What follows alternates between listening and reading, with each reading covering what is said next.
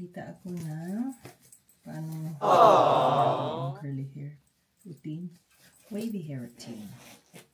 So meron akong water.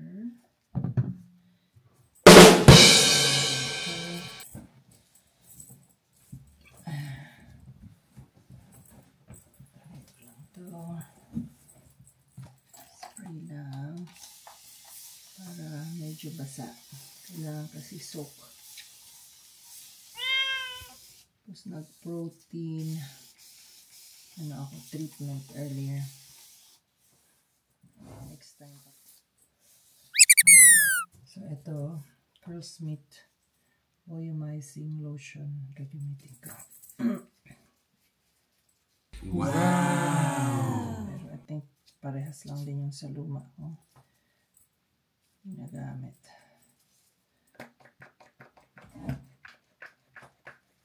Ito lang siya guys, kunti lang.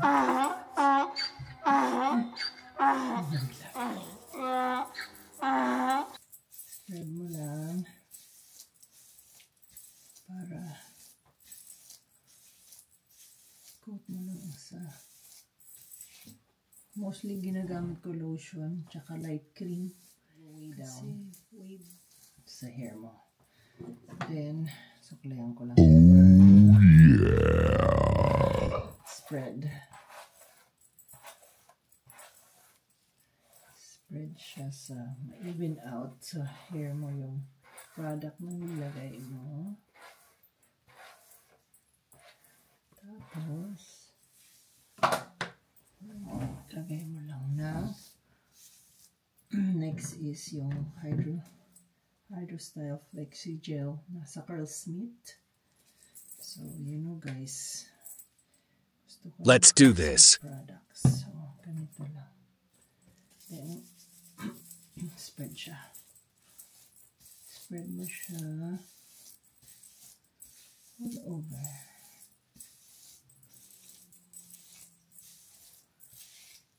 Kailangan din. Suklay na naman para mag-even out.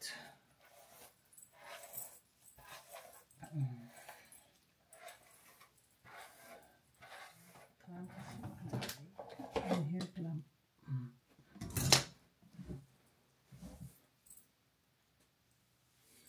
Divide ko lang siya. Oh my God! Para style ko siya sa aking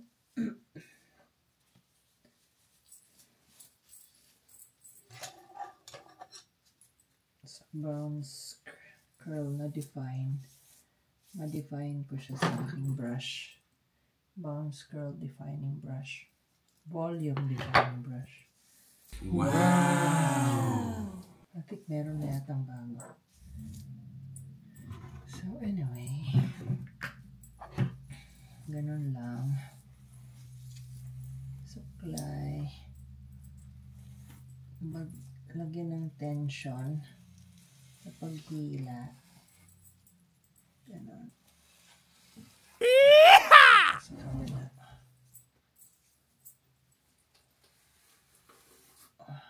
Medyo maano dahil sa banding ko ginawa. Tapos medyo yung konti para yung clumps.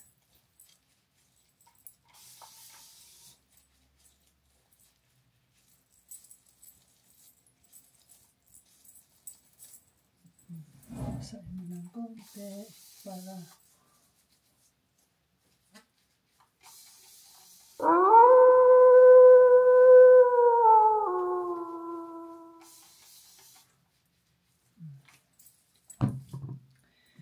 then ito Lotta Body na foamy mousse. Wow! Ayan na lang siya, spread dito sa hair mo.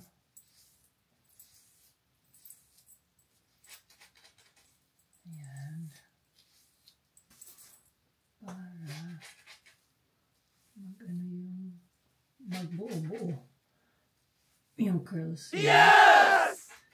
nag-join siya sa isang family. What? Kasi may mga family yan eh.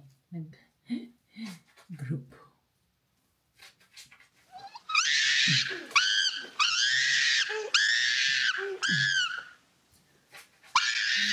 And then, divide.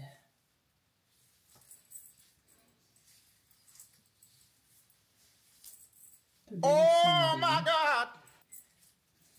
Pero sinisave ko lang tong mga content para sa No! siguro next week naman. Try to take video naman. Pero mag-umpisa na rin ako mag-vlog. I-style ko na naman. Ganito ako mag-style. May iba-ibang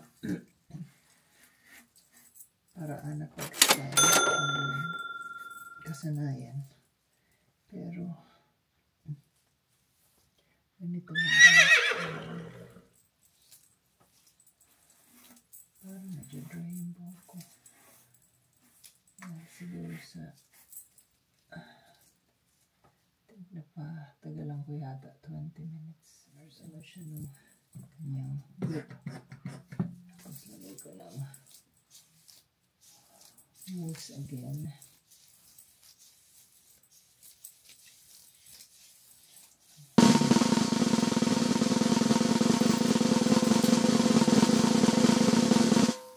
Tapos crunch ulit. So, ganito lang siya guys hanggang buong ulo mo. Ganun naman all the time. So,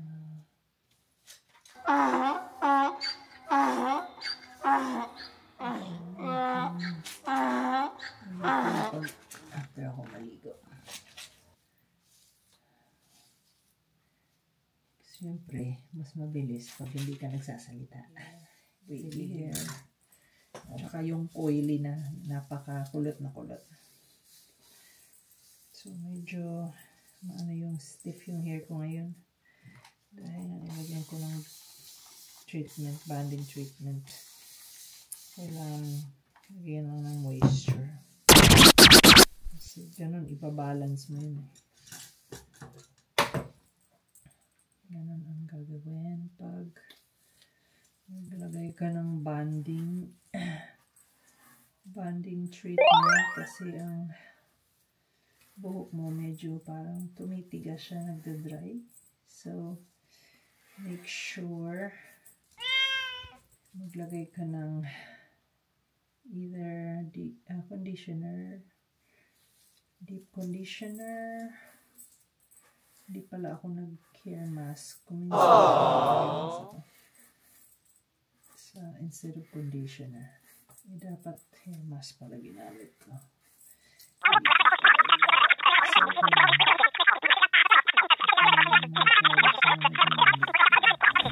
Tapos humidity, pag high humidity, ganda din siya. So, ito na yung last part ng section. Lagyan mo ng mousse. Yeah! Magbuo-buo. Magpa-plump siya sa hair. Clumps. Buo-buo and then plump. Hindi pala clump. Plump din, tsaka clump. Clumps. Ganun lang.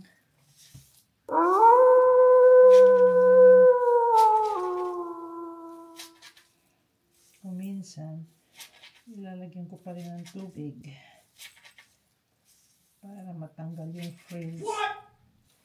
Kasi yung wet frizz, tulad na may mga frizz yung hair mo, pag dry yan, lalong mas frizz yan. Kaya, make sure wala kang frizz. Natanggal ko lang yan sa hair. Wow!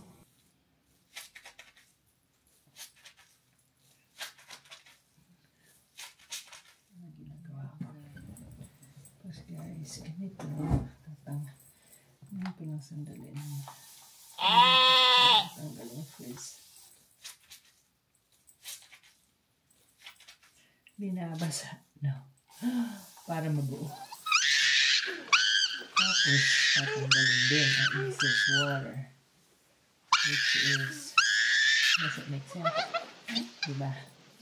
Pero ang purpose kasi niya para mabuo yung mga kulot mo. Pag nabuo mo na, isiset mo na siya. Yung gel. Oh my God! At nilagyan ko pa siya ng gel earlier. Pero ito, natanggal ko lang yung excess water.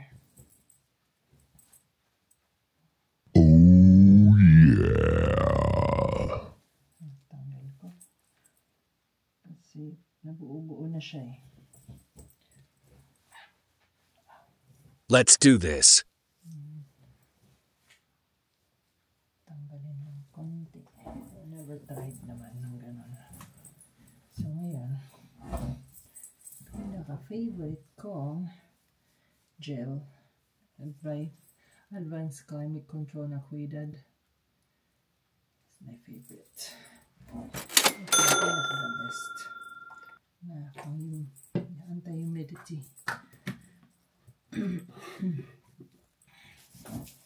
Spread, diamond spread. Just crunch. Para lang malagyan ulit. At masil yung mga binuo mong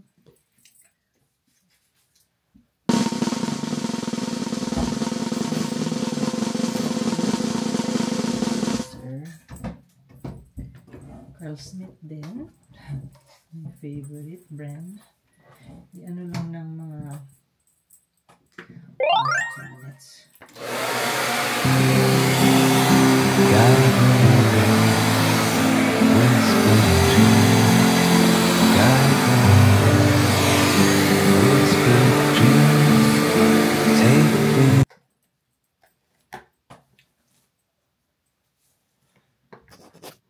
So, medyo dinay ko na mga 1 to 2 minutes. I-ano ko na siya, i-diffuse ko na siya. So, ganito lang siya guys, pag-diffuse. Yung aking curl. Wow! Mga 40 seconds, ika-count mo.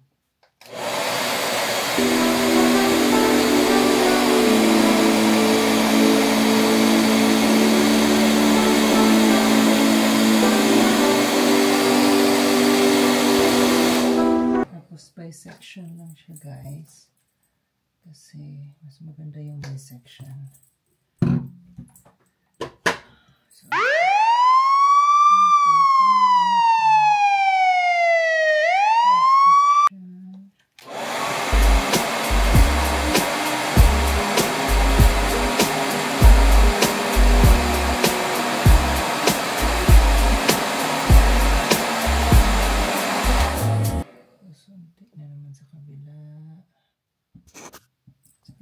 siya guys. Wow! Kailangan ko lang ng itong ginagamit ko yung para siyang oil. Ewan. Yes! Tapos ganun mo lang siya. I-scrunch mo yung hindi pa siya all the way dry. Parang I would say mga 70%. Medyo may kabasaan pa ng konti. I-scrunch ko lang. Tapos, i-ano mo yung scalp mo. Yes! Para matanggal yung mga mag-separate siya. Nasa scalp mo.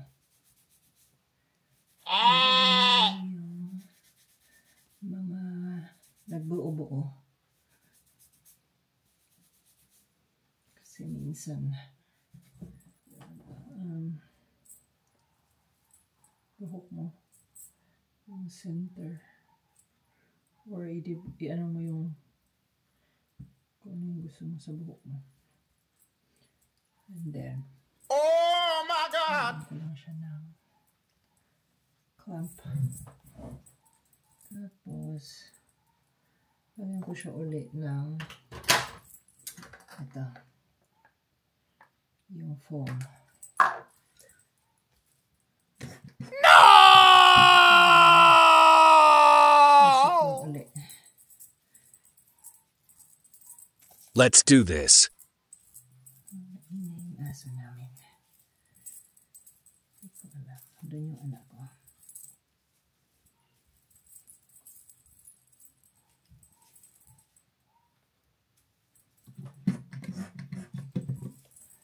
Yung mga end lang naman nilalagyan ko. Yung iba din dito sa loob. Enjoy ko siya ulit.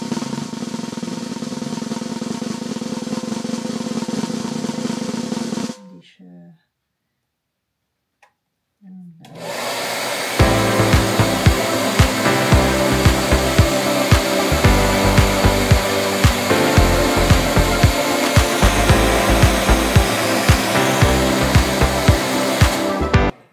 Tapos dito na area, yung area din.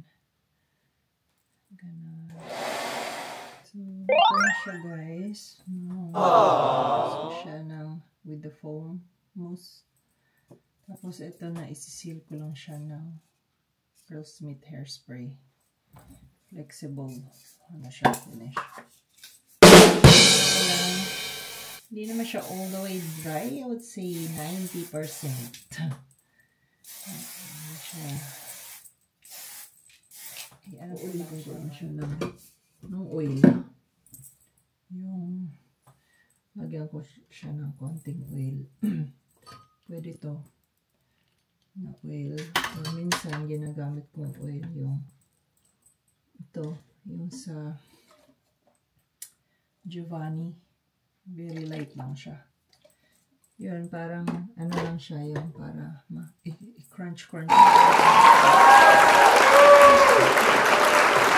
Guys, so don't forget to like my videos and subscribe on my channel. Thank you for watching. And sa susunod naman ulit. Thank you. Bye.